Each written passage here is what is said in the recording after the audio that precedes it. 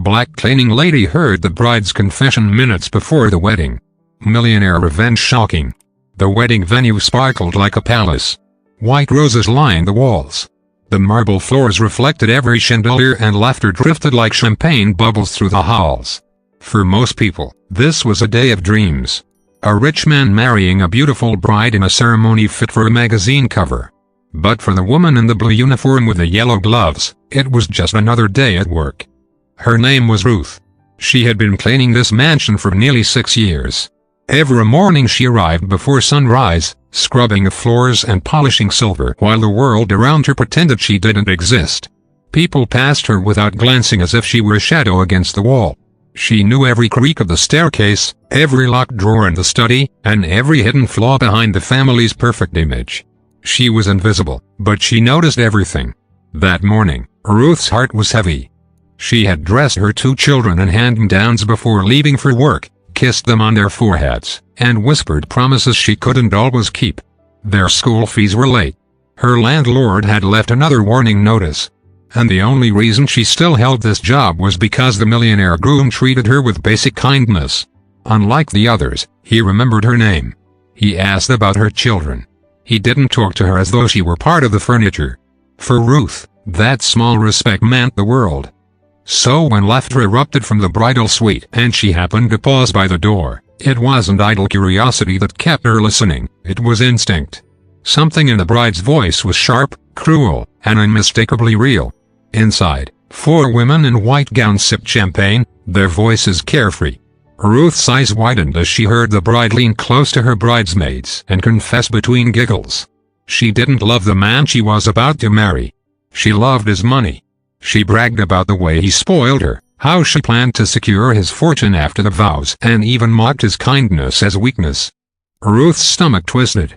She pressed a gloved hand against the door frame to steady herself. She wanted to turn away, but the words wouldn't stop. Each sentence cut deeper. The bride laughing at how easy he was to manipulate, describing her secret lover waiting for her once the marriage papers were signed.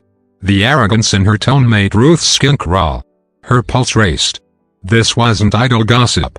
This was betrayal. She thought of the millionaire groom standing at the altar in just minutes, believing he had found love. Ruth had seen the way his eyes softened whenever he mentioned his bride, how he had poured money into making the day perfect. He had trusted this woman with his heart, and she was about to destroy him. But what could Ruth do? She was only the cleaning lady, a servant, a poor black woman in a house full of people who barely noticed she existed. If she spoke up, who would believe her? Wouldn't they think she was bitter, jealous, or trying to ruin the day for attention? Her throat tightened. Memories of past humiliations flickered through her mind. Being accused of stealing a bracelet that later turned up under a guest seat. Being ignored when she once reported a drunk guest harassing staff. Being dismissed as just help. Her word had never held weight against people with power and wealth. Yet this time felt different. Ruth wasn't just a bystander. She had everything to lose by speaking. If she lied, her job would vanish. Her children would starve. Her name would be smeared.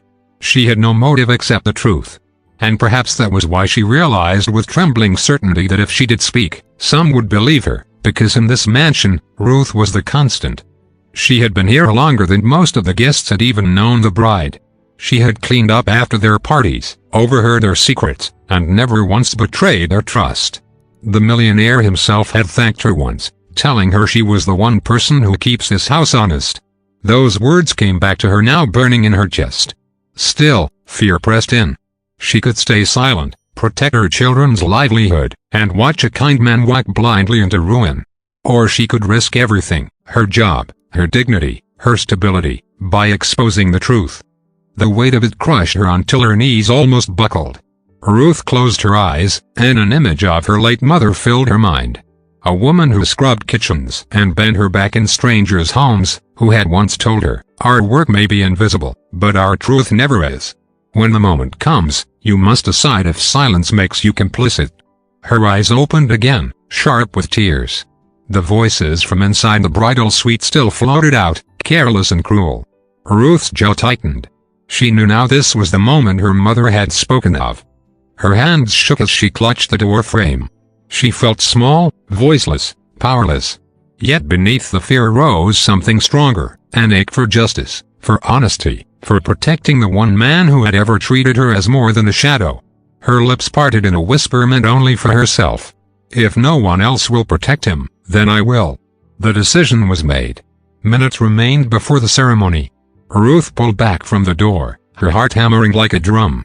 The weight of truth pressed against her chest, heavier than any bucket or mop she had carried in this house.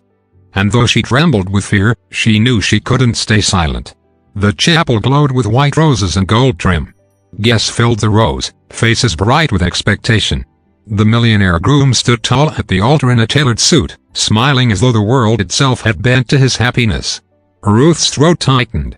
He looked so certain, so ready to give his life to the woman who would destroy him. Music swelled. The doors opened. The bride glided down the aisle, radiant, glowing beneath her veil. Gasps of admiration filled the room. To everyone else, she was an angel. But Ruth could still hear her mocking laughter from minutes ago. She could still hear every cruel word about money, control, and betrayal. Ruth's palms were damp inside her gloves. She hovered near the back, her heart hammering, every second dragged. She could stay silent and disappear into the background as always. No one expected her to speak. She was a help, invisible, forgettable. Then she looked at the groom again. His eyes glistened with emotion as he watched his bride. He had no idea, and Ruth couldn't let him walk into chains disguised as love. Her chest rose as she inhaled sharply, and before she could lose courage, Ruth stepped forward. Stop the wedding. Her voice was not loud, but it carried. The music halted. Heads turned sharply. A ripple of gasps swept the room. The bride froze halfway down the aisle, her smile faltering. The groom blinked, confused, and there she was.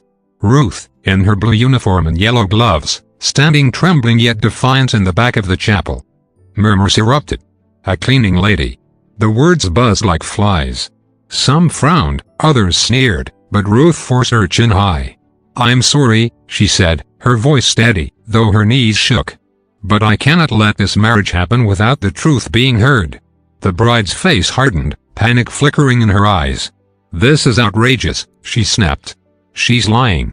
She's just the cleaning staff. All eyes shifted to Ruth. This was the moment she had feared, the dismissal, the humiliation, the disbelief. But she drew a trembling breath and spoke with the calm of someone with nothing left to lose. I have cleaned this house for 6 years. I have been here longer than most of you have known this bride. I have never stolen, never lied, never broken your trust. And today, while doing my job, I overheard her admit she doesn't love this man. She laughed about marrying him only for his money. She even spoke of another man waiting once she had his fortune. The words landed like stones dropped into still water. Gasps, whispers, a rising storm of shock filled the chapel. Guests glanced between bride and groom, searching for truth in their faces. The bride's cheeks flushed red. She's making this up, she shrieked. Why would anyone believe her? Ruth swallowed hard, her eyes never leaving the groom's. Because I have no reason to lie, she said quietly. If I stay silent, I keep my job, my livelihood, my children's security. Speaking risks everything for me. I gain nothing by telling you this, except knowing I tried to save a good man from heartbreak. The silence was suffocating. Then slowly the groom's expression shifted. He studied Ruth, her trembling hands, her terror-filled eyes, the raw honesty in her voice. He turned to the bride and for the first time doubt flickered across his face. Is it true? He asked, voice breaking. The bride stammered, sputtering excuses, her mask crumbling. She's jealous. She's bitter. But the groom cut her off with a raised hand. His face hardened, grief tightening his jaw. The weight of betrayal settled heavy on him. But beneath it burned something colder. Fury. The chapel erupted into chaos. Guests murmured, some rising from their seats, others glaring at the bride. The groom turned to Ruth and gave a small, almost imperceptible nod. Acknowledgement, gratitude. Then he faced his bride. You thought you could trick me, he said, his voice icy. You thought love was a contract you could forge, but the only contract today is the one you just destroyed. The bride's tears spilled, but it was too late. The ceremony was over. Ruth stood frozen, chest heaving, certain she would be fired, ruined. But then the groom walked toward her. He stopped inches away, his voice low, so only she could hear. "You risked everything to save me. I will not forget that." For the first time in years, Ruth felt seen, not as invisible help, but as a woman who had spoken truth when it mattered most. And as the bride was led out in disgrace, and whispers filled the chapel, Ruth slipped quietly to the side, her heart still pounding, knowing she had done the hardest thing of all. She had chosen truth over silence.